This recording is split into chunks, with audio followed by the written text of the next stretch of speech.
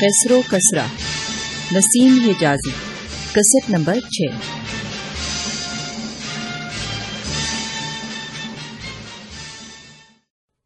کلاڈیوس کے مکان میں شہر کے اکابر کی آمد و رفت اس بات کی گواہی دے رہی تھی کہ وہ واقعی کوئی اہم خبر لے کر آیا ہے۔ عاصم اور فرمز نے باہر نکلنے اور اندر جانے والے مردوں اور عورتوں سے کتراتے ہوئے صحن عبور کیا، لیکن ملاقات کے کمرے کے دروازے سے باہر برآمدے کی سیڑھیوں تک لوگوں کا ہجوم دیکھ کر انہیں رکنا پڑا۔ غلام نے قدر توقف کے بعد کہا، ہم پچھلی طرف سے اندر جا سکتے ہیں، آپ میرے ساتھ آئیے۔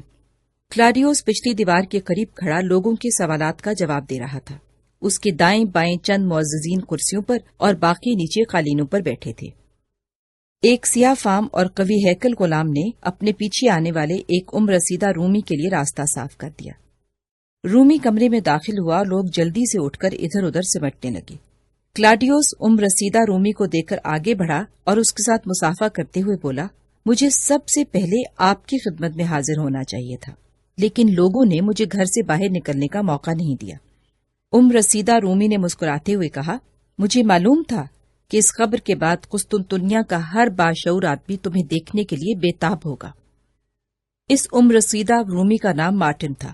اس کے 3 بیٹے آرمینیا اور شام کی جنگوں میں کام آ چکے تھے۔ وہ رومی سینٹ کے ان چند ارکان میں سے ایک تھا جنہیں قیصر کے دربار اور قسطنطنیہ کے بازاروں میں یکساں عزت اور احترام سے دیکھا جاتا تھا۔ حاضرین کی نگاہیں کلاڈیوس کے بجائے اس معزز رومی کی طرف مبذول ہو چکی تھیں۔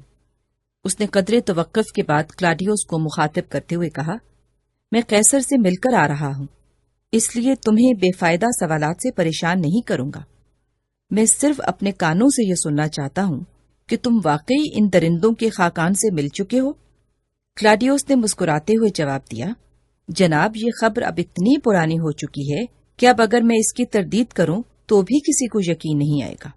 مارٹن نے کہا، بیٹا میں تمہیں مبارکباد دیتا ہوں، اور اگر اس ملاقات کے نتائج کے بارے میں قیصر کی توقعات درست ثابت ہوئیں تو مستقبل کے مورخ تمہیں روم کے نجات دہندہ کی حیثیت سے یاد کریں گے، لیکن تمہیں یقین ہے کہ یہ وحشی ہمارے ساتھ کسی باعزت سمجھوتے پر آمادہ ہو جائیں گے؟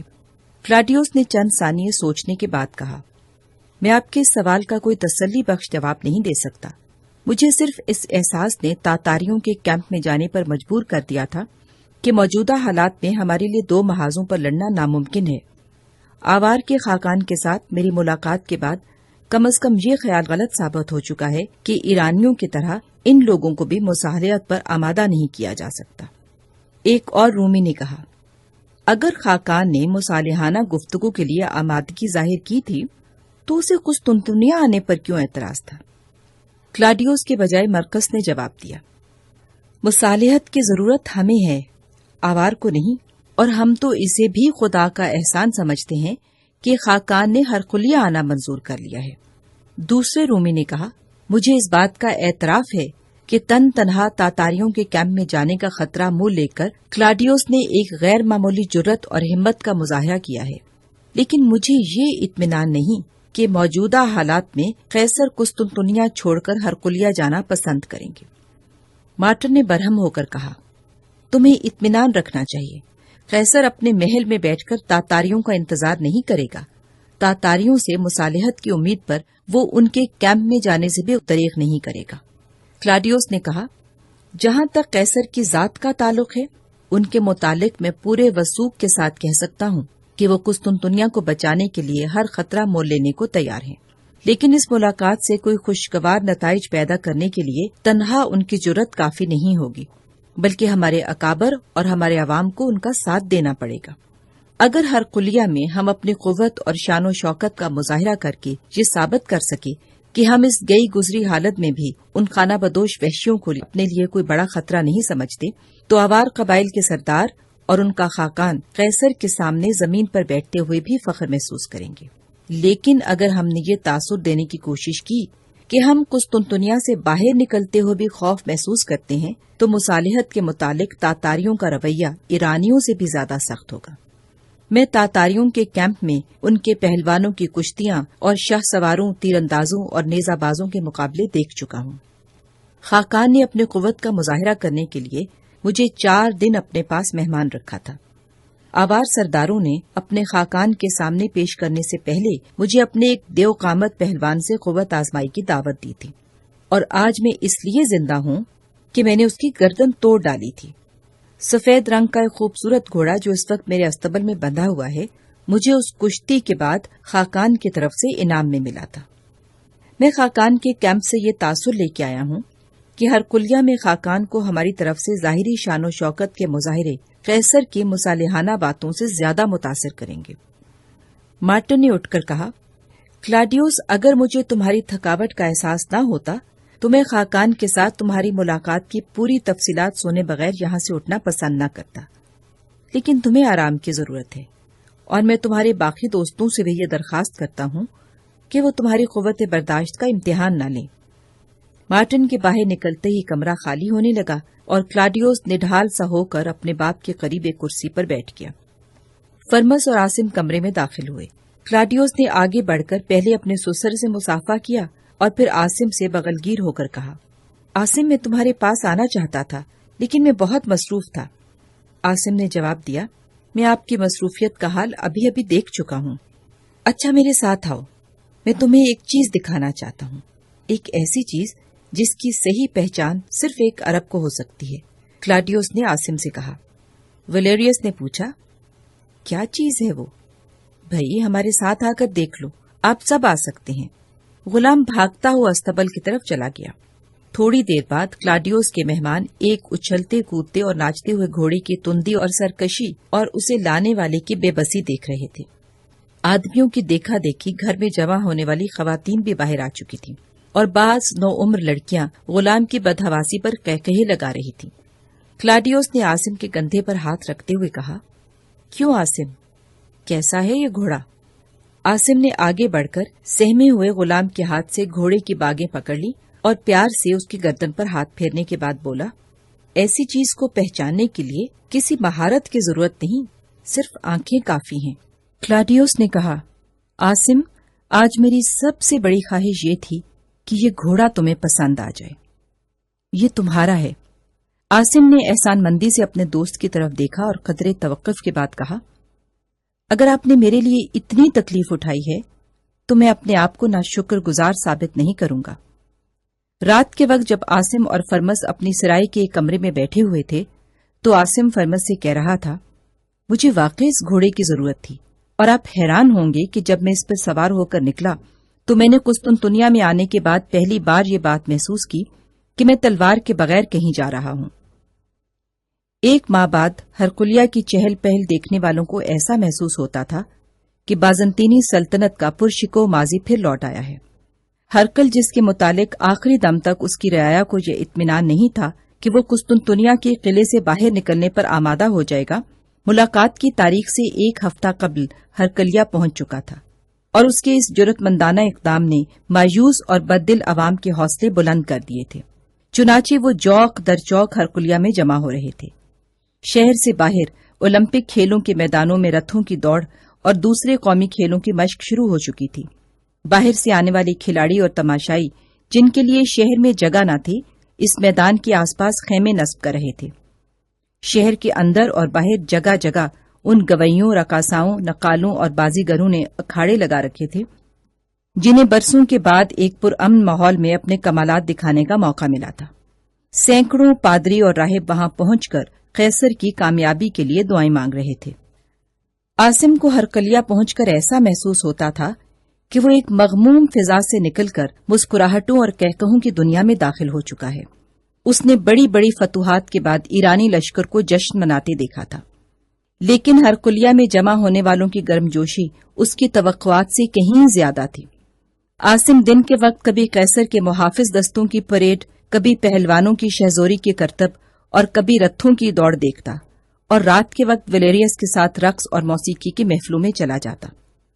کلاڈیوس عام طور پر قیصر کی حفاظت کے انتظامات کی دیکھ بھال یا کھیلوں کے میدان کو آراستہ کرنے اور اونچی حیثیت کے مہمانوں کی رہائش کا مسئلہ حل کرنے میں مصروف رہتا تھا، اس لیے اسے عاصم کے پاس بیٹھنے کا بہت کم موقع ملتا تھا۔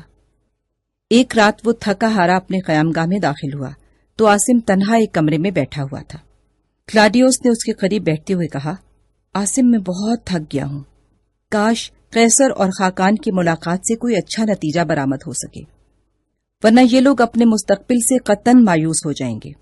عاصم نے کہا، یہ خیال مجھے بھی پریشان کرتا ہے۔ مجھے لوگوں کا جوش و خروش دیکھ کر ایسا محسوس ہوتا ہے کہ وہ دشمن کے ساتھ صلح کی بات چیت کے بجائے کسی بہت بڑی فتح کے جشن کی تیاریاں کر رہے ہیں۔ آج نقالوں کے ایک اکھاڑے میں جمع ہونے والے لوگ ہنسی سے لوٹ پوٹ ہو رہے تھے اور ان کے قہقہے میرے کانوں کو اجنبی محسوس ہوتے تھے۔ کلاڈیوس، میں یہ سوچ رہا تھا کہ اگر صلح اور امن کے متعلق ان کی توقعات غلط ثابت ہوئیں یا خاقان نے یہاں آنے سے انکار کر دیا تو یہ کتنا بڑا سانحہ ہوگا۔ اگر ان سادہ دل انسانوں کو جنگ کے علائم و مصائب سے نجات دلانا میرے بس کی بات ہوتی تو میں کسی قربانی سے دریغ نہ کرتا۔ عاصم کچھ دیر سر جھکائے سوچتا رہا۔ بالآخر اس نے کہا، آج دنیا کا ہر مظلوم اس خود فریبی میں مبتلا ہے کہ اس کی مظلومیت کے دن بیت چکے ہیں، اور ہر ظالم اس یقین کے ساتھ اپنی تلوار بے نیام کر چکا ہے کہ مظلوموں کی تقدیر ہمیشہ اسی کے ہاتھ میں رہے گی، اور عدل و انصاف کے جو دروازے اس نے اپنے طاقتور ہاتھوں سے بند کیے ہیں وہ ہمیشہ بند رہیں گے۔ لیکن وہ کہاں ہے؟ وہ کب آئے گا؟ ظالم اسے کب تک للکارتے رہیں گے اور مظلوم کب تک اس کی راہ دیکھتے رہیں گے؟ وہ کون؟ کلاڈیوس نے پریشان سا ہو کر پوچھا۔ عاصم نے چونک کر کلاڈیوس کی طرف دیکھا اور جواب دیا، مجھے فرمز کی باتیں یاد آ رہی ہیں۔ وہ کہا کرتے ہیں کہ کسی دن امن کا ایک دائی نمودار ہوگا اور اس کے ساتھ خدا کی نشانیاں ہوں گی۔ وہ انسانوں کو زندگی کے نئے آداب سکھائے گا، اس کا رحم مظلوموں کی ڈھال ہوگا اور اس کے جلال کے سامنے ظالموں کی گردنیں جھک جائیں گی۔ 2 دن بعد قیصر اور خاقان ایک کشادہ شامیانے کے نیچے سونے کی مرصع کرسیوں پر رونق افروز تھے۔ ماہ دسمبر کی سردی کے باوجود کھیلوں کے میدان میں غیر معمولی چہل پہل تھی۔ قیصر کے بائیں ہاتھ خاقان کے بعد چند آوار سرداروں کی کرسیاں تھیں اور دائیں طرف اس کے وزراء، بڑے بڑے عہدہ دار اور سینٹ کے ارکان بیٹھے تھے۔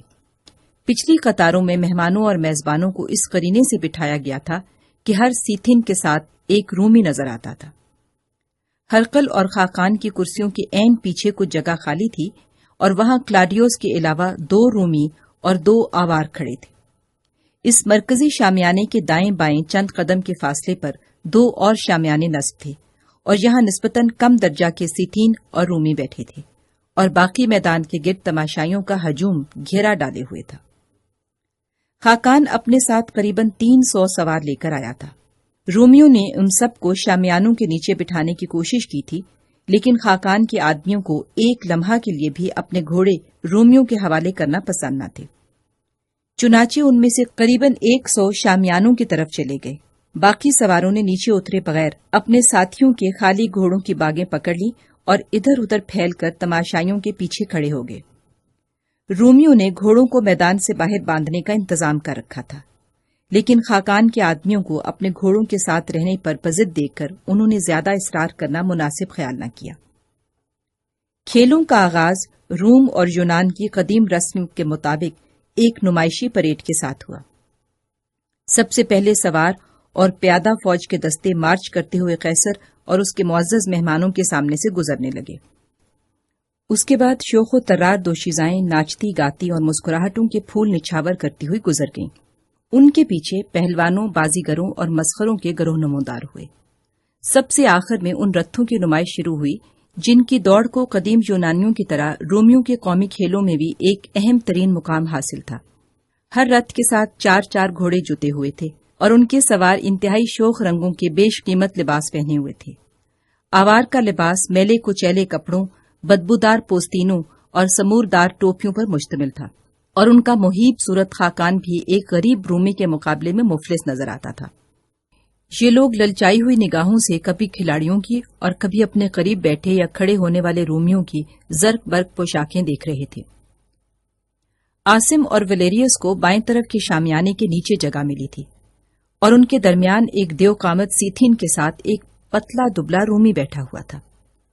اچانک عاصم کی نگاہ ایک اور سیتھین کے چہرے پر مرکوز ہو کر رہ گئی جو ولیریس کے دائیں ہاتھ بیٹھا ہوا تھا، اور اس کے عجیب و غریب لباس کے باوجود عاصم کو ایسا محسوس ہوا کہ وہ اسے پہلے بھی کہیں دیکھ چکا ہے۔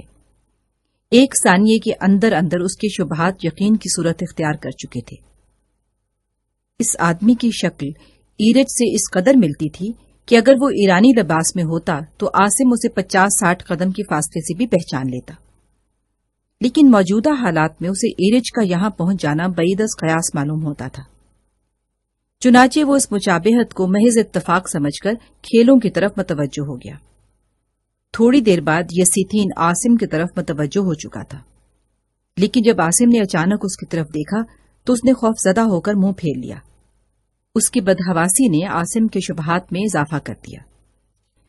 قدرے توقف کے بعد اس نے سیتھین کے کندھے پر ہاتھ رکھ دیا اور فارسی میں کہا، ایرج، تم نے مجھے ابھی تک نہیں پہچانا؟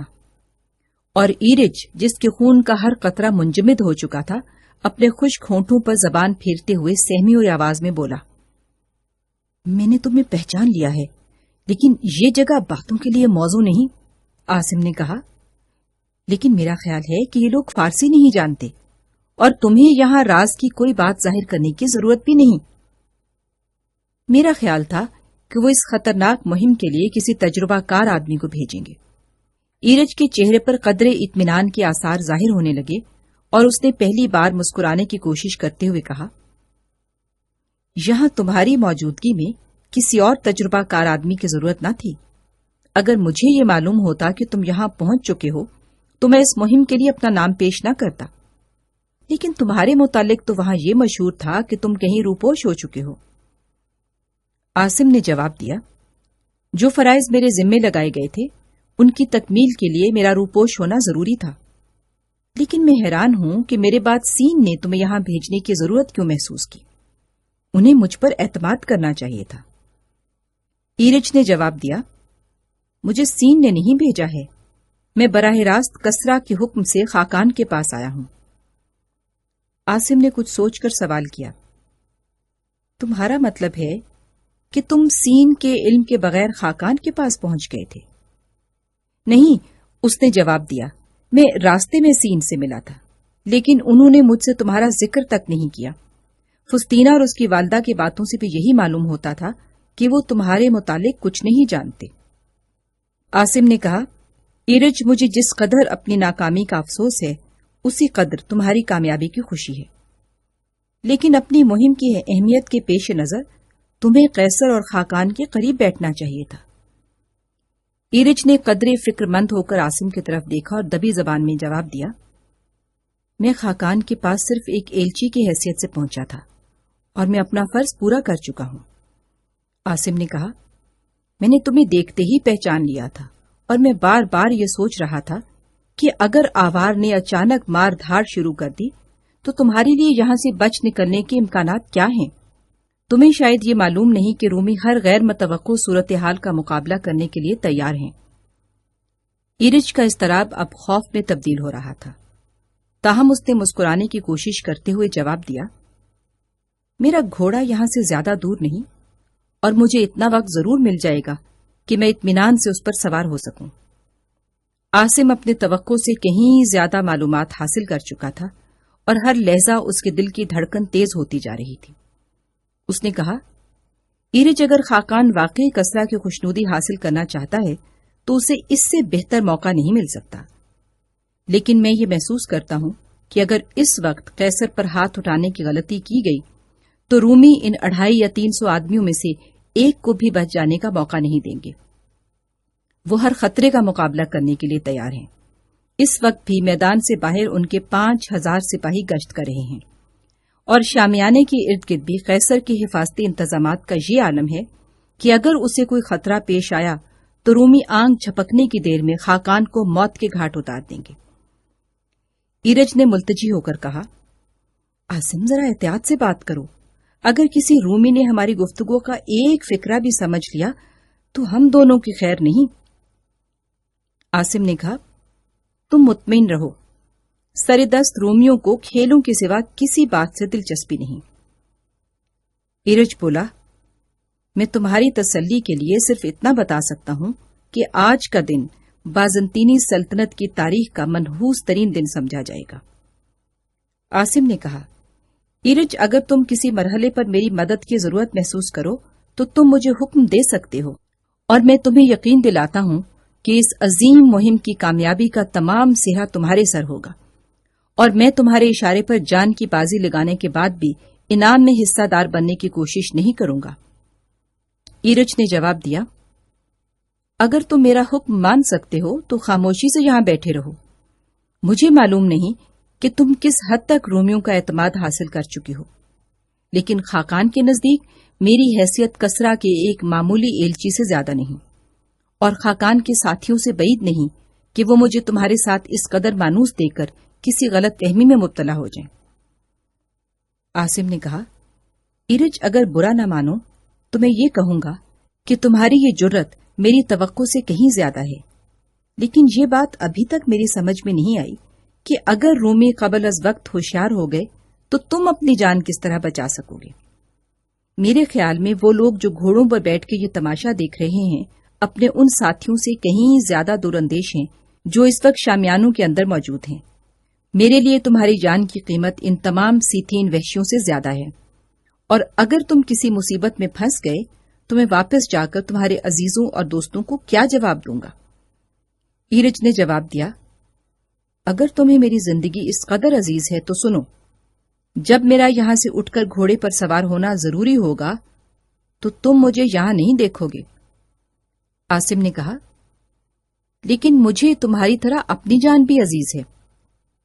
اگر تمہیں یہ پریشانی ہے کہ ایک سیتھین پریشان ہو کر تمہاری طرف دیکھ رہا ہے تو مجھے بھی آس پاس بیٹھے ہوئے رومی بری طرح گھور رہے ہیں۔ ایرج نے کہا، جب سورج نصف النہار پہ آئے گا تو تمہیں یہ سمجھنے میں دیر نہیں لگے گی کہ تمہیں کیا کرنا چاہیے۔ عاصم نے کہا، تم جانتے ہو کہ میں ایک سپاہی ہوں، اور ایک سپاہی ایسے معاملات کے متعلق تاریکی میں رہنا پسند نہیں کرتا جو اس کی زندگی اور موت سے تعلق رکھتے ہوں۔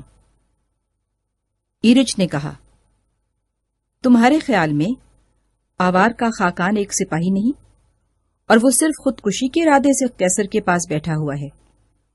عاصم نے بظاہر مطمئن سا ہو کر کہا، اب میں تمہیں اپنے بیہودہ سوالات سے پریشان نہیں کروں گا۔ میں سمجھ گیا ہوں، جب سورج نصف النہار پر آئے گا تو خاقان اور اس کے ساتھی کسی بہانے شامیانوں سے نکل کر اپنے گھوڑوں پر سوار ہو جائیں گے، اور اس کے ساتھ ہی وہ لشکر جسے وہ راستے میں چھوڑ آئے ہیں اچانک کسی سمت سے نمودار ہوگا۔ ایرج، اگر تم نے خاقان کو یہاں آنے پر آمادہ کیا ہے تو کسرا تمہیں بڑے سے بڑے انعام کا مستحق سمجھے گا۔ ایرج نے جواب دیا، میں نے خاقان کو یہاں آنے پر آمادہ نہیں کیا، بلکہ یہ ملاقات رومیوں کی اپنی کوششوں کا نتیجہ ہے۔ میں صرف کسرا کی طرف سے دوستی کا پیغام لے کر خاقان کے پاس پہنچا تھا، لیکن قیصر کا ایلچی مجھ سے ایک ہفتہ قبل ہی خاقان سے مل چکا تھا۔ ایرج، میں تمہارا شکر گزار ہوں کہ تم نے مجھے خطرے سے خبردار کر دیا ہے۔ اب اگر تمہیں کوئی اعتراض نہ ہو تو میں باقی تماشا گھوڑے کی پیٹھ پر بیٹھ کر دیکھنا بہتر سمجھتا ہوں۔ میرا گھوڑا یہاں سے کچھ دور ہے اور مجھے اندیشہ ہے کہ میرے لیے اچانک وہاں پہنچنا آسان نہیں ہوگا۔ عاصم نے یہ کہہ کر اٹھنے کی کوشش کی، لیکن اس کے بائیں ہاتھ بیٹھے ہوئے دیوقامت سیتھین نے اچانک اس کے کندھے پر اپنا آہنی ہاتھ رکھا اور اسے پوری قوت سے نیچے دبا دیا۔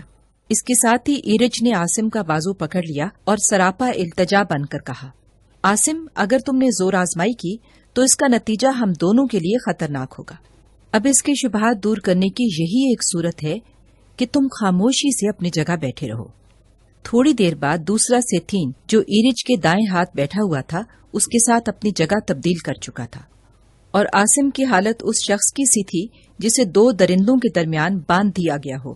ولیریس نے ایک مرتبہ عاصم کی طرف دیکھا، لیکن سیتھین کے ہاتھ کا خنجر جس کا بیشتر حصہ اس کی پوستین میں چھپا ہوا تھا اس کی نگاہوں سے اوجھل رہا۔ جوں جوں سورج بلند ہو رہا تھا عاصم کی بے قراری اور بے چینی بڑھ رہی تھی۔ اگر اسے اس بات کا یقین ہوتا کہ اس کی چیخ پکار سے آنے والے خطرات ٹل سکتے ہیں تو وہ شاید اپنی جان کی بھی پرواہ نہ کرتا، لیکن ان حالات میں جرأت اور بہادری کے مظاہرے سے زیادہ ضبط اور سکون کی ضرورت تھی۔ رتھوں کی دوڑ شروع ہو چکی تھی اور ان پر شرطیں بدنے والے رومیوں کا جوش و خروش اپنی انتہا کو پہنچ چکا تھا۔ جب رتھیں شامیانوں کے سامنے سے گزرنے لگیں تو عاصم بھی رومیوں کی طرح ہاتھ اٹھا کر نعرے لگانے لگا۔ سیتھین سپاہی نے آہستہ سے اپنا خنجر چبھو کر اسے خاموش کرنے کی کوشش کی، لیکن عاصم نے بے پرواہی سے اس کا ہاتھ جھٹک دیا۔ اس کے بعد عاصم اپنے دل میں ایک فیصلہ کر چکا تھا۔ جب رتھیں قریب آنے لگی تو وہ پوری طاقت سے چند نعرے لگانے کے بعد اچانک کھڑا ہو گیا۔ سیتین سپاہیوں نے اس مرتبہ بھی گھٹنوں کے قریب دونوں طرف سے اس کی قبا پکڑ رکھی تھی، لیکن انہیں یہ معلوم نہ تھا کہ وہ اٹھنے سے پہلے قبا کا تسمہ کھول چکا ہے۔ جب سب سے آخری رت قریب پہنچی تو اس نے اچانک اپنے قبا کندھوں سے نیچے سرکاتے ہوئے ایک جست لگائی اور اپنے آگے بیٹھے ہوئے آدمیوں کے اوپر سے کود گیا۔ سیتین سپاہیوں نے انتہائی قہر و غضب کی حالت میں خالی قبا ایک طرف پھینک کر اس کا پیچھا کیا، لیکن عاصم آن کی آن میں دو اور صفوں کے اوپر سے پھاند کر پوری رفتار سے شاہی شامیانے کا رخ کر رہا تھا۔ عاصم نے ایک طرف سے کترا کے نکلنے کی کوشش کی، لیکن قیصر کے محافظ اسے تنگ گھیرے میں لے چکے تھے۔ عاصم چلایا، خدا کے لیے مجھے قیصر کے پاس لے چلو، اس کی جان خطرے میں ہے، تم سب کی جانیں خطرے میں ہیں۔ لیکن اس کی آواز پہرے داروں کی چیخ پکار میں دب کر رہ گئی۔ دو رومیوں نے اسے اپنے گرفت میں لے کر ایک طرف کھڑا کر دیا۔ سیتین جو اس کا پیچھا کر رہے تھے چند قدم دور رک گئے۔ ویلیریس بھاگتا ہوا آیا اور اس نے کہا، ٹھہرو، اسے چھوڑ دو۔ سپاہیوں نے اسے اپنے گرفت سے آزاد کر دیا تو وہ چلایا، ویلیریس مجھے قیصر کے پاس لے چلو، قیصر کی زندگی خطرے میں ہے۔ ویلیریس اپنی تلوار سونت کر عاصم کے ساتھ کھڑا ہو گیا، لیکن اتنی دیر میں کئی اور سیتین شامیانے سے نکل کر اپنے ساتھیوں کی مدد کے لیے بھاگے آ رہے تھے۔ چند ثانیے رومی سپاہیوں کو خاقان کے آدمیوں کے ساتھ لڑنے کا حوصلہ نہ ہوا، لیکن جب انہوں نے ویلیریس کی چیخ پکار سنی تو وہ بھی بادلے نوخاستہ میدان میں آ گئے۔ تاہم وہ لڑنے سے زیادہ آوار کو ڈرا دھمکا کر پیچھے ہٹانے پر اکتفا کر رہے تھے۔ قیصر تذبذب اور پریشانی کی حالت میں کھڑا تھا اور رومی اس کے گرد جمع ہو رہے تھے۔ عاصم بھاگ کر شامیانے کے اندر داخل ہوا اور اس نے شاہی آداب کا لحاظ کیے بغیر قیصر سے مخاطب ہو کر کہا، آپ کی زندگی خطرے میں ہے، آپ یہاں سے بھاگنے کی کوشش کریں۔ خاقان جو اتنی دیر میں اپنے ساتھیوں سے چند باتیں کرنے کے بعد اپنی بدحواسی پر قابو پا چکا تھا، واپس مڑا اور قیصر کے قریب پہنچ کر بولا، میرے آدمی کہتے ہیں کہ یہ پاگل آدمی مجھے قتل کرنے کے ارادے سے اس طرف بھاگا تھا۔ کلاڈیوس نے کہا، علیجا اس آدمی کو میں جانتا ہوں اور یہ پاگل نہیں ہے۔ پھر وہ آگے بڑھ کر خاقان سے مخاطب ہوا، اگر آپ کے آدمی اس شخص پر الزام لگاتے ہیں تو وہ یقیناً کسی غلط فہمی کا شکار ہوئے ہیں، میں اسے اچھی طرح جانتا ہوں۔ خاقان نے کہا، اگر تم لوگ میرے ساتھیوں پر جھوٹ بولنے کا الزام عائد کرتے ہو تو میں یہاں بیٹھنا پسند نہیں کروں گا۔ خاقان یہ کہہ کر وہاں سے چل دیا اور جو سیتین شامیانوں سے نکل کر اس کے گرد جمع ہو گئے تھے اس کے پیچھے ہو لیے۔ قیصر نے جھنجھلا کر اپنے مشیروں سے کہا، ایک پاگل آدمی نے ہمارے معزز مہمان کو ناراض کر دیا ہے، خدا کے لیے جاؤ اور اسے منانے کی کوشش کرو۔ سینٹ کے چند ارکان خاقان کے پیچھے بھاگنے لگے، لیکن اس نے مڑ کر دیکھنا گوارا نہ کیا۔ میدان میں جمع ہونے والے سیتین گھوڑے دوڑاتے ہوئے خاقان کی پیشوائی کے لیے بڑھے، لیکن خاقان نے ہاتھ بلند کر کے اپنی زبان میں کچھ کہا اور وہ رک گئے۔ کلاڈیوس نے عاصم سے چند سوالات پوچھے اور اس نے جلدی جلدی ایرج کے ساتھ اپنی ملاقات کا واقعہ بیان کر دیا۔ کلاڈیوس نے کسی توقف کے بغیر ایک افسر سے کہا، تم سپاہیوں کو حکم دو کہ وہ تمام فالتو گھوڑے شامیانے کے پیچھے لے آئیں۔ ہرکل نے غضبناک ہو کر کلاڈیوس سے کہا، کلاڈیوس تم ہمیں ایک موہوم خطرے سے بھاگنے کا مشورہ نہ دو۔ اس نے جواب دیا، نہیں علیجا، میں صرف احتیاط کرنا چاہتا ہوں۔ تم نے اس جگہ ہماری رسوائی کے سامان پیدا کیے ہیں، اور اگر ہمیں یہ پتا چلا کہ اس پاگل آدمی نے تمہاری شے پر یہ بدمزگی پیدا کی ہے تو ہم تمہیں معاف نہیں کریں گے۔ کلاڈیوس نے جواب دیا، علیجا آپ اسے نہیں جانتے، اس نے کسرا کی فوج میں ایک بہت بڑا عہدہ چھوڑ کر ہمارے پاس پناہ لی ہے، اور یہ وہی ہے جس نے بابلیون میں مجھے ایرانیوں کے ہاتھوں قتل ہونے سے بچایا تھا۔ ہرقل نے کہا، اگر کسرا کی فوج کے کسی افسر نے یہاں بدمزگی پیدا کرنے کی کوشش کی ہے تو یہ بات ہماری سمجھ میں آ سکتی ہے۔ بے وقوف، تم نے یہ کیوں نہیں سوچا کہ ایرانی اس ملاقات کو ناکام بنانے کے لیے ایک کامیاب سازش کر چکے ہیں؟ اسے گرفتار کر لو اور خاقان سے کہو کہ ہم انہیں اس کے متعلق فیصلہ کرنے کا اختیار دیتے ہیں۔ قیصر و کسرا، اس کے ساتھ ہی کسیٹ کی سائیڈیں اپنے اختتام کو پہنچی۔ بقیہ کے لیے کسیٹ کی سائیڈ تبدیل کر لیں۔ شکریہ۔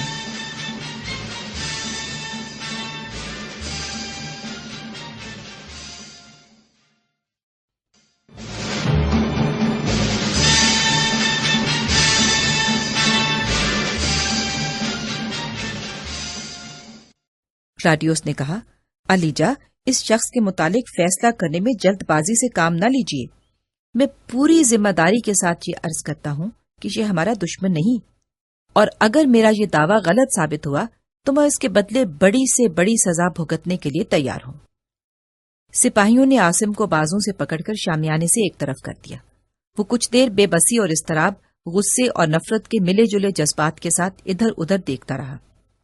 پھر قیصر اور دوسرے رومیوں کی طرح اس کی نگاہیں بھی سامنے میدان میں جمع ہونے والوں کی طرف مرکوز ہو گئیں۔ اچانک وہاں سے ایک آدمی نکلا اور پوری رفتار سے قیصر کے شامیانے کی طرف بھاگنے لگا۔ پھر چند ثانیے بعد کئی سیتھین شور مچاتے اس کا پیچھا کر رہے تھے۔ جب وہ شامیانے سے کوئی 100 گز کے فاصلے پر تھا، عاصم اچانک بلند آواز میں چلانے لگا، اسے بچاؤ، اس کی مدد کرو، سیتھین اسے زندہ نہیں چھوڑیں گے، اور وہ صرف اس لیے مارا جائے گا کہ خاقان کے آدمیوں نے اسے میرے ساتھ باتیں کرتے دیکھ لیا تھا، اور وہ یہ سمجھتے ہیں کہ اس نے خاقان کی سازش کا بھانڈا پھوڑ دیا ہے۔ اب چند سوار بھی اس کا پیچھا کر رہے تھے اور وہ آن کی آن میں اس کے قریب پہنچ گئے۔ سب سے اگلے سوار نے جھک کر اس پر اپنی تلوار سے وار کیا، لیکن وہ اچانک کترا کر ایک طرف نکل گیا۔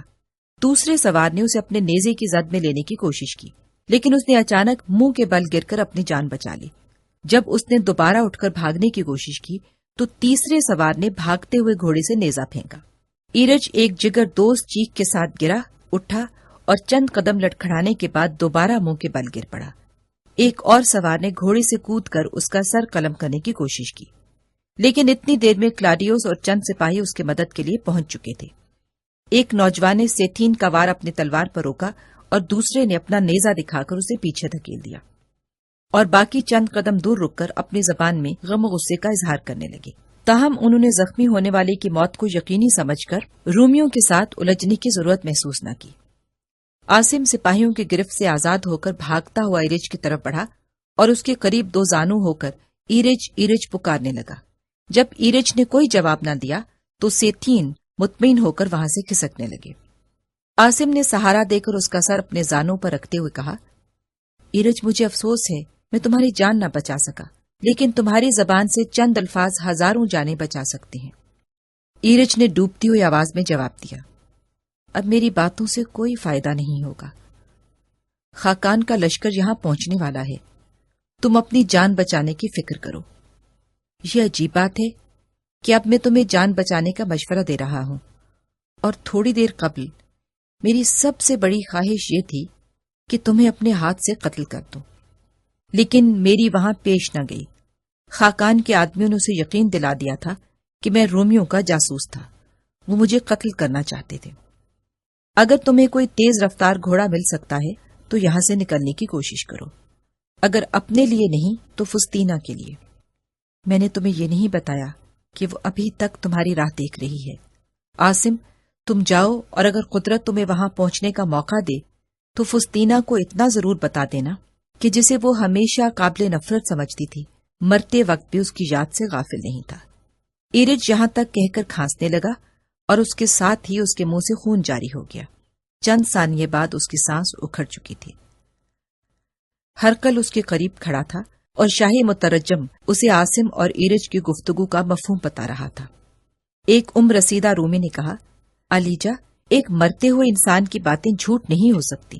اگر خاقان کا لشکر واقعی اس طرف آ رہا ہے تو ہمارے لیے قسطنطنیہ کا رخ کرنے کے سوا کوئی چارہ نہیں۔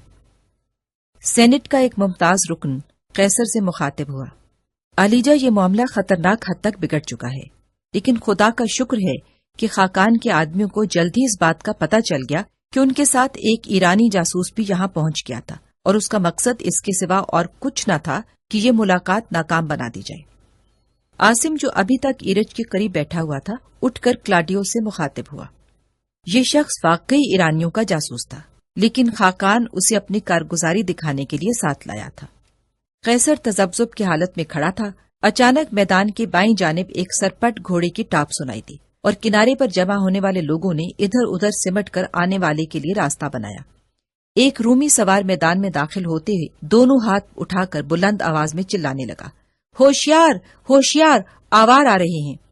سیتھین اس سوار کو دیکھتے ہی اپنے گھوڑوں پر سوار ہو گئے، اور پیشتر اس کے کہ رومی اپنے ہوش و حواس پر قابو پاتے وہ ایک طرف مار دھاڑ کرتے ہوئے میدان سے باہر نکل گئے۔ رومی سوار اب قیصر کے سامنے رک کر دہائی دے رہا تھا، لیکن قیصر کی حالت اس شخص کی سی تھی جسے اچانک سانپ نے ڈس لیا ہو۔ چند اور رومی سوار مختلف سمتوں سے میدان میں داخل ہوئے اور ان سب کی زبان پر ایک ہی نعرہ تھا، سیتھین آ رہے ہیں۔ اب ہر سمت افراتفری کا عالم تھا۔ مقامی لوگ چیختے چلاتے اپنے گھروں کا رخ کر رہے تھے اور قسطنطنیہ اور دوسرے شہروں سے آنے والے معززین افراتفری کے عالم میں شامیانے کے پیچھے پہنچ کر اپنے گھوڑوں پر سوار ہو رہے تھے۔ رومی افواج کے سوار اور پیادہ سپاہی چاروں اطراف سے سمٹ کر قیصر کے گرد صفیں باندھنے لگے۔ ایک نوجوان جس نے قیصر کے گھوڑے کی باگ پکڑ رکھی تھی بھاگتا ہوا اس کے سامنے پہنچا، اور قیصر جو کسی حد تک اپنی سراسیمگی پر قابو پا چکا تھا کسی توقف کے بغیر گھوڑے پر سوار ہو گیا۔ کلاڈیوس نے بلند آواز میں کہا، آلیجا، آپ سیدھے قسطنطنیہ کا رخ کریں، ہم دشمن کو روکنے کی کوشش کریں گے۔ قیصر نے گھوڑے کو ایڑ لگا دی اور اس کے محافظ سپاہیوں کا دستہ اس کے ساتھ ہو لیا۔ عاصم یہ فیصلہ نہ کر سکا کہ اسے کیا کرنا چاہیے۔ آوار کے ہاتھوں گرفتار ہونے کی صورت میں اس کی موت یقینی تھی، لیکن پیدل بھاگنے کی صورت میں بھی اسے قسطنطنیہ پہنچ جانا بعید از قیاس معلوم ہوتا تھا۔ کچھ دیر تذبذب اور پریشانی کی حالت میں ادھر ادھر دیکھنے کے بعد وہ ہرقلیہ کی طرف بھاگنے والوں کا ساتھ دے رہا تھا۔ اس کے ہاتھ خالی تھے اور یہ پہلا موقع تھا کہ وہ صرف اپنی جان بچانے کے لیے بھاگ رہا تھا۔ عاصم چند ثانیے سستانے کے بعد اپنا پسینہ پہنچتا ہوا اٹھا اور کسی توقف کے بغیر فصیل کے زینے پر چڑھنے لگا۔ اوپر جا کر اس نے ایک دلخراش منظر دیکھا۔ سیتھین سوار جن کی تعداد 50-60 سے زیادہ نہ تھی، دروازے کے آس پاس لاشوں کے انبار لگانے کے بعد قیدیوں کو بھیڑ بکریوں کی طرح ہانکتے ہوئے واپس جا رہے تھے۔ اس نے ایک نوجوان سے جو پہرے داروں کا افسر معلوم ہوتا تھا مخاطب ہو کر کہا، اگر تم لوگ اپنے تیروں کے استعمال میں بخل سے کام نہ لیتے تو کئی اور آدمیوں کی جان بچ سکتی تھی اور تمہیں دروازہ بند کرنے کی بھی ضرورت نہ تھی۔ یہاں سے 10 اچھے تیر انداز ان کی پیش قدمی روکنے کے لیے کافی تھے۔ آپ کون ہیں؟ رومی افسر نے سوال کیا۔ میں ایک اجنبی ہوں، عاصم یہ کہہ کر نیچے اتر آیا۔ عمر رسیدہ آدمی نے اسے دیکھتے ہی کہا، اگر میری نگاہیں مجھے دھوکہ نہیں دیتی تو تم وہی ہو جس نے قیصر کو اس حملے کے متعلق خبردار کرنے کی کوشش کی تھی۔ جی ہاں، میں وہی ہوں، عاصم نے مغموم لہجے میں جواب دیا۔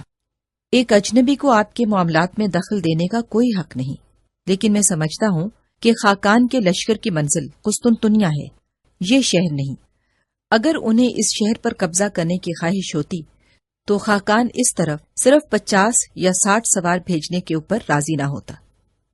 شہر سے باہر کھیلوں کے میدان کے آس پاس چند شدید جھڑپوں کے بعد رومی دستے پسپا ہو گئے تھے، لیکن خاقان نے قیصر کو پکڑنے کی نیت سے ان کا تعاقب جاری رکھا۔ خاقان کے حکم سے پیچھے رہ جانے والے چند دستوں نے شہر سے باہر لوٹ مار کرنے اور ہزاروں مردوں، عورتوں اور بچوں کو گرفتار کرنے کے بعد ہرقلیہ پر دھاوا بولنے کی ضرورت محسوس نہ کی۔ غروب آفتاب سے کچھ دیر بعد جب وہ لوگ جو ادھر ادھر چھپ کر تاتاریوں کے ہاتھوں قید یا قتل ہونے سے بچ گئے تھے واپس آ رہے تھے تو عاصم اور اس کے ساتھ ایک رومی گھوڑوں پر سوار ہو کر قسطنطنیہ کی طرف چل پڑے۔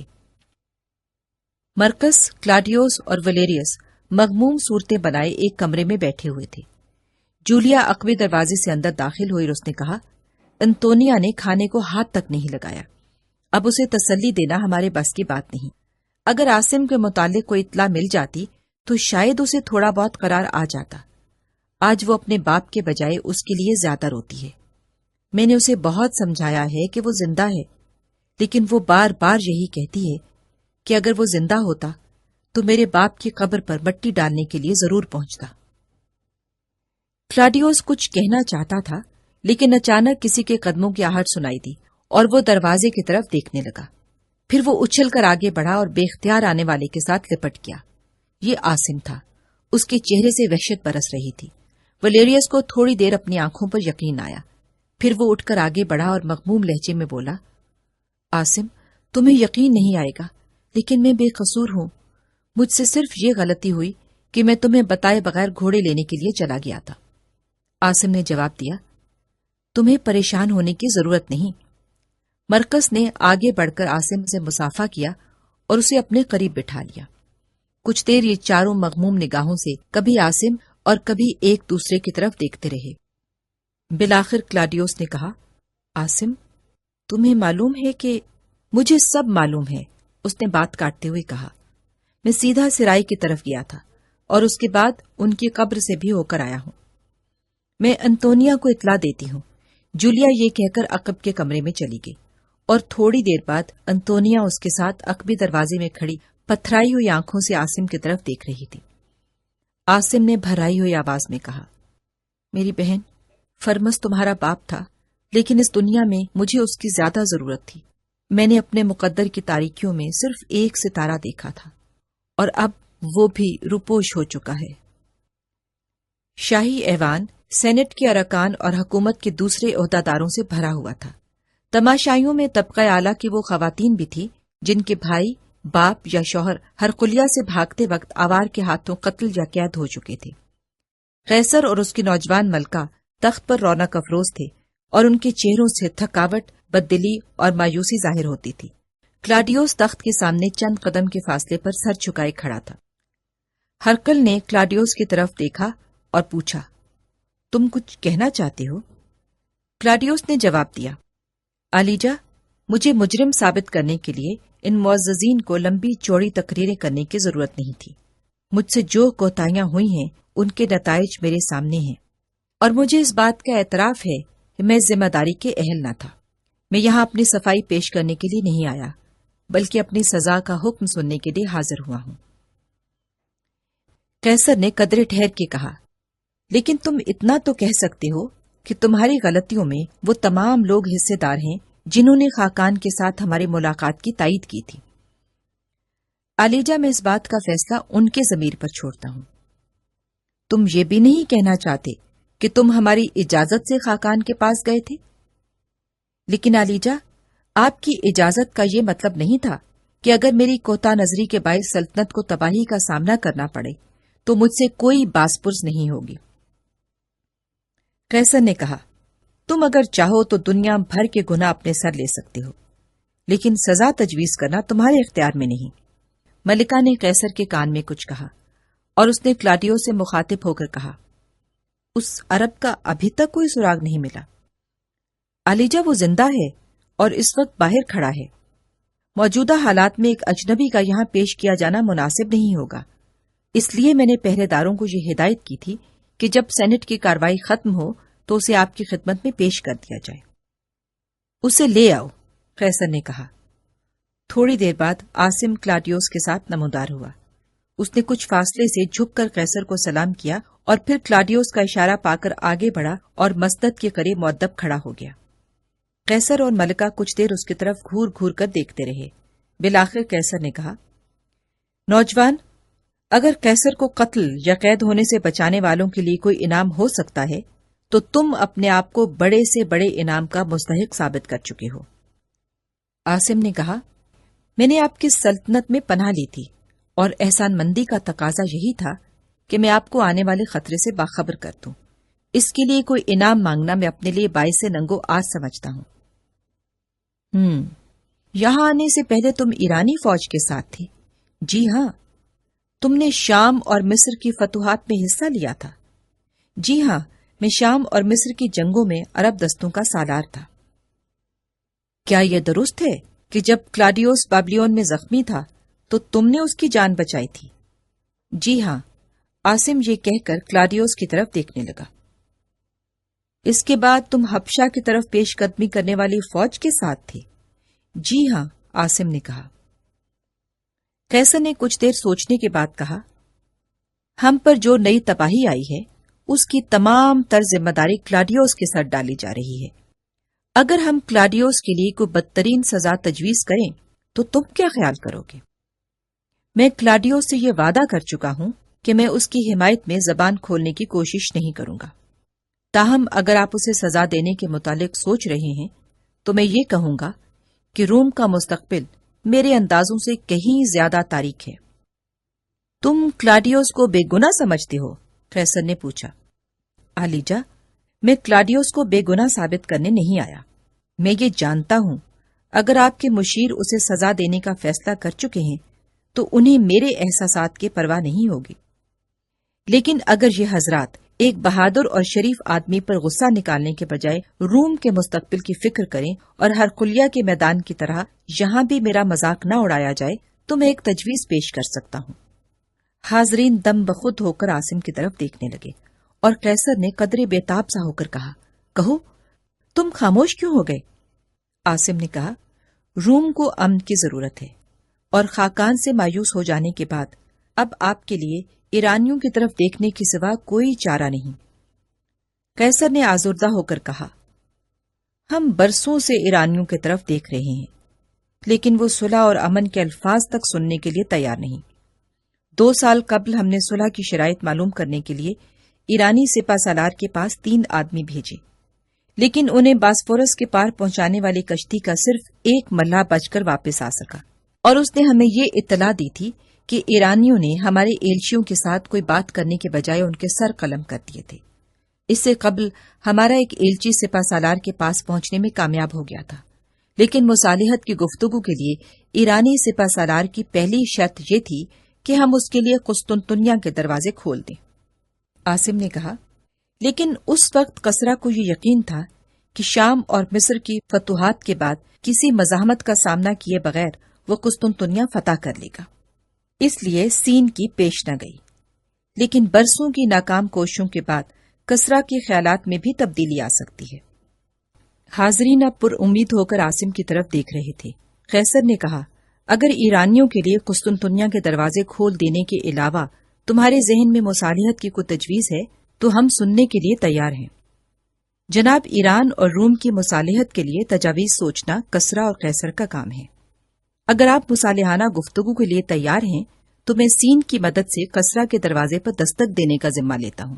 عاصم نے کہا، میری کامیابی کا انحصار اس بات پر ہے کہ سین کس حد تک میری باتوں سے قائل ہوتا ہے، اور اگر میں اسے مصالحت کی بات چیت پر آمادہ کر لوں تو وہ کہاں تک ایران کے حکمران پر اثر انداز ہو سکے گا۔ اگر سین نے مجھے کوئی حوصلہ افزا جواب دیا تو میں واپس آ کر آپ کو اطلاع دوں گا، اور اگر میں واپس نہ آ سکا تو اس کا مطلب یہ ہوگا کہ مجھے اپنے مہم میں کامیابی نہیں ہوئی۔ پہلے مرحلے میں میری کامیابی کا مطلب یہ ہوگا کہ سین آپ کے ساتھ گفتگو کرنے کے لیے تیار ہے۔ سرے دست میں یہ نہیں کہہ سکتا کہ سین کے ساتھ براہ راست یا بالواسطہ آپ کی گفت و شنید سے کیا نتیجہ نکلے گا، لیکن میں پورے اطمینان کے ساتھ یہ کہہ سکتا ہوں کہ وہ آپ کو خاقان کی طرح دھوکہ نہیں دے گا۔ قیصر نے کہا، تم یہ پسند کرو گے کہ ہم براہ راست سین کے ساتھ ملاقات کریں؟ علیجا، اگر سین نے آپ کو ملاقات کی دعوت دی تو میں اسے ایک نیک شگون خیال کروں گا۔ 10 روز بعد رات کے وقت ایک کشتی آبنائے فاسفورس سے نکل کر بحیرہ مامورہ کے ساحل کے ساتھ ساتھ مشرق کا رخ کر رہی تھی۔ عاصم، کلاڈیوس اور ولیریس کے علاوہ 4 ملاح اس کشتی پر سوار تھے۔ آسمان پر بادل چھائے ہوئے تھے اور ہلکی ہلکی بارش ہو رہی تھی۔ ولیریس کشتی کا پتوار سنبھالے آنکھیں پھاڑ پھاڑ کر کنارے کی طرف دیکھ رہا تھا۔ کلاڈیوس اور عاصم کشتی کے دوسرے سرے پر بیٹھے آپس میں باتیں کر رہے تھے۔ کلاڈیوس نے کچھ دیر بعد اس کے کندھے پر ہاتھ رکھتے ہوئے کہا، عاصم، اگر میرے بس میں ہوتا تو میں اب بھی تمہیں کشتی سے اتارنے کے بجائے اپنے ساتھ واپس لے جانا زیادہ پسند کرتا۔ میرے دل میں بار بار یہ خیال آتا ہے کہ کیا ہم دوبارہ ایک دوسرے کو دیکھ سکیں گے؟ عاصم نے جواب دیا، اگر سین ابھی تک ایرانی لشکر کا سپہ سالار ہے تو مجھے یقین ہے کہ 2 دن بعد تم مجھے اپنا منتظر پاؤ گے۔ سمندر کے کنارے آگ کی روشنی اس بات کا ثبوت ہوگی کہ میں زندہ ہوں۔ اس کے بعد کشتی کی رفتار بتدریج کم ہونے لگی اور وہ دم بخود ہو کر کنارے کی سیاہ چٹانوں کے ساتھ ہلکی ہلکی لہروں کے تھپیڑوں کا شور سننے لگے۔ پھر کشتی کسی بھاری پتھر کے ساتھ رگڑ کھانے کے بعد رک گئی۔ عاصم نے اپنے موزے اتار کر ہاتھ میں پکڑ لیے اور پھر اپنی قبا سنبھالتا ہوا پانی میں اتر پڑا۔ ملاح کشتی کو چند قدم پیچھے دھکیلنے کے بعد اس پر سوار ہو گیا اور عاصم کنارے کی طرف بڑھا۔ کچھ ادھر ادھر بھٹکنے کے بعد وہ ایک جگہ رک کر فارسی زبان میں آوازیں دینے لگا، کوئی ہے؟ کوئی ہے؟ میں ایرانیوں کا دوست ہوں، میں سپہ سالار کے پاس جانا چاہتا ہوں، میری مدد کرو، مجھے سپہ سالار کی قیامگاہ کا راستہ دکھا دو۔ ارے کوئی ہے؟ کچھ دیر بعد اچانک اس نے محسوس کیا کہ چند سائے اس کی طرف بڑھ رہے ہیں۔ پھر اسے کوئی ایسی آہٹ محسوس ہونے لگی جو بارش کے دھیمے دھیمے شور اور اس کے دل کی دھڑکنوں سے مختلف تھی۔ چند ثانیے بعد اسے اپنی آنکھوں اور کانوں پر کوئی شبہ نہ رہا۔ وہ چلایا، میں راستہ بھول چکا ہوں، میری مدد کرو، مجھے سپہ سالار کے پاس لے چلو۔ سائے تاریکی کے آغوش سے نکل کر اس کے گرد جمع ہو گئے اور عاصم بدستور چلا رہا تھا، اگر تم ایران کے سپاہی ہو تو میں تمہارا ساتھی ہوں، سپہ سالار مجھے جانتا ہے۔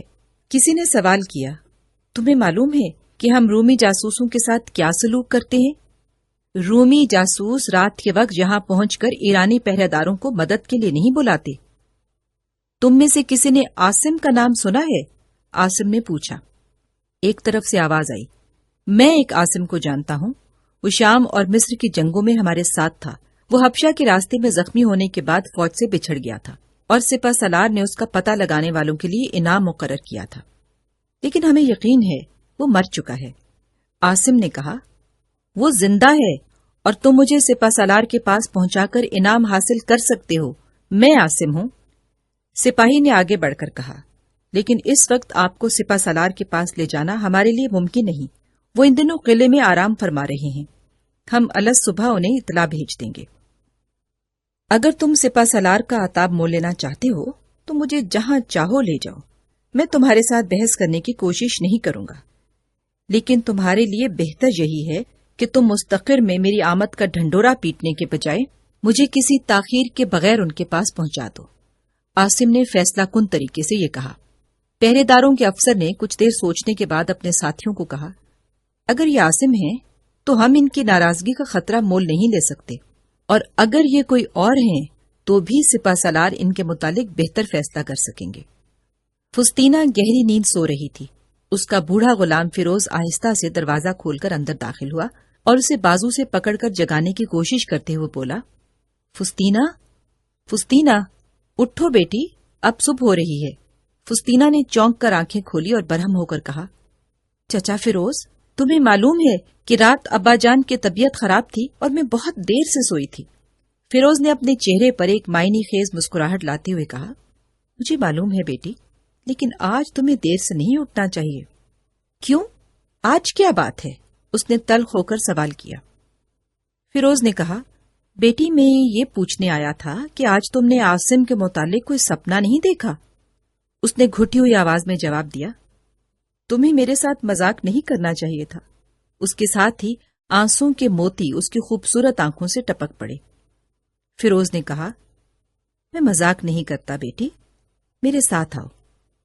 فستینہ کچھ دیر سکتے کے عالم میں اس کی طرف دیکھتی رہی اور پھر اچانک پھولوں کی تمام مسکراہٹیں اور ستاروں کی ساری تابانیاں اس کے چہرے پر بکھر گئیں۔ بوڑھے غلام نے شفقت سے اس کے سر پر ہاتھ رکھتے ہوئے کہا، وہ آ گیا ہے بیٹی، تم اپنے سپنوں کی تعبیر دیکھنے کے لیے تیار ہو جاؤ۔ فیروز مسکراتا ہوا کمرے سے باہر نکل گیا۔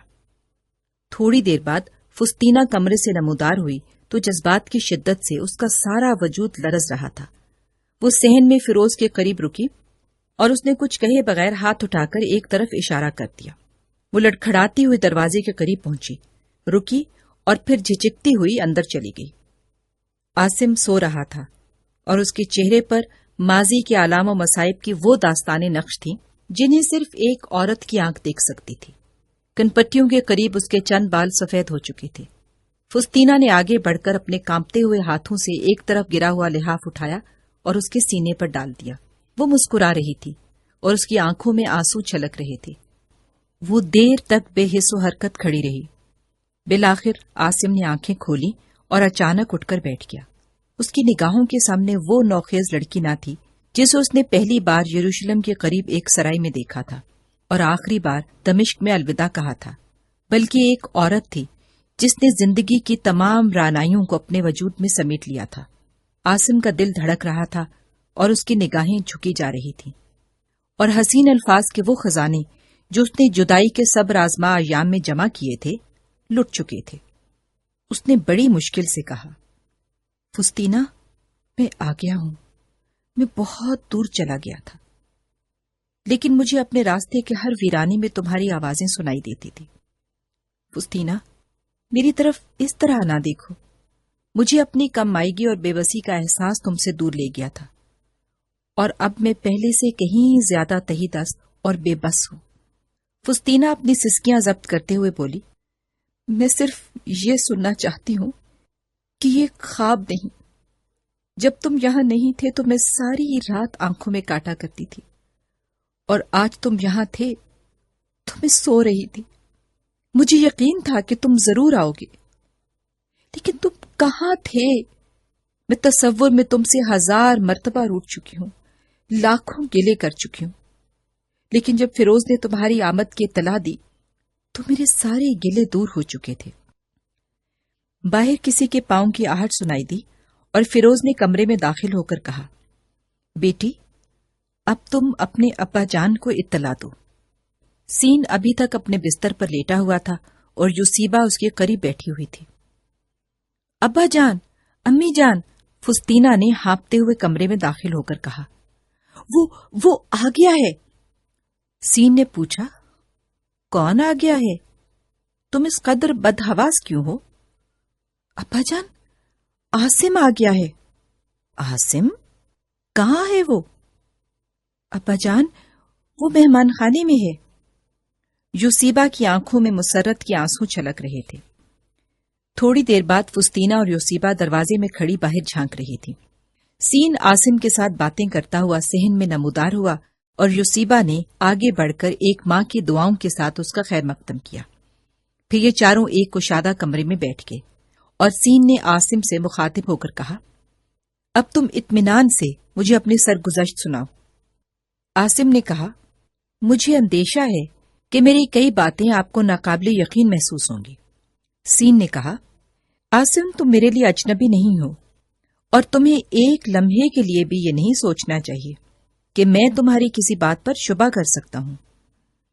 عاصم نے کہا، اگر میں یہ کہوں کہ میں چند دن قیصر کا مہمان رہ چکا ہوں اور جب میں وہاں سے روانہ ہوا تو وہ بذات خود بندرگاہ پر مجھے الوداع کہنے آیا تھا اور اس نے مجھ سے یہ کہا تھا کہ رومی ہر قیمت پر ایرانیوں سے صلح کرنا چاہتے ہیں۔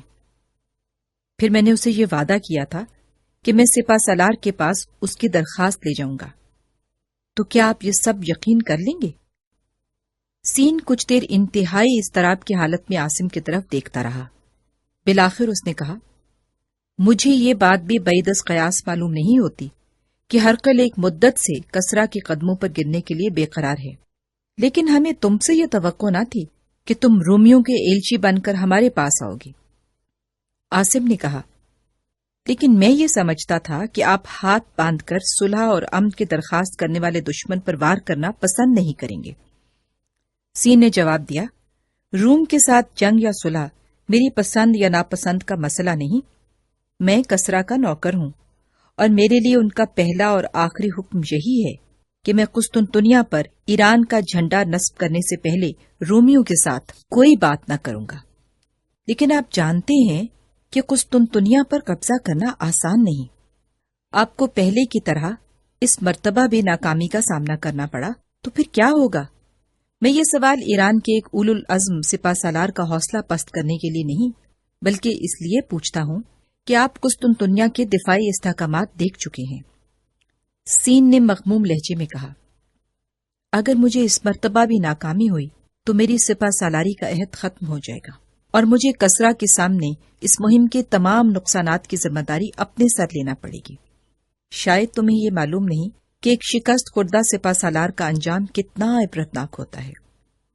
عاصم نے کہا، اگر آپ کی جنگ کا مقصد صرف کسریٰ کی انا کی تسکین ہے تو میں کچھ اور نہیں کہنا چاہتا۔ اب آپ کے لیے میری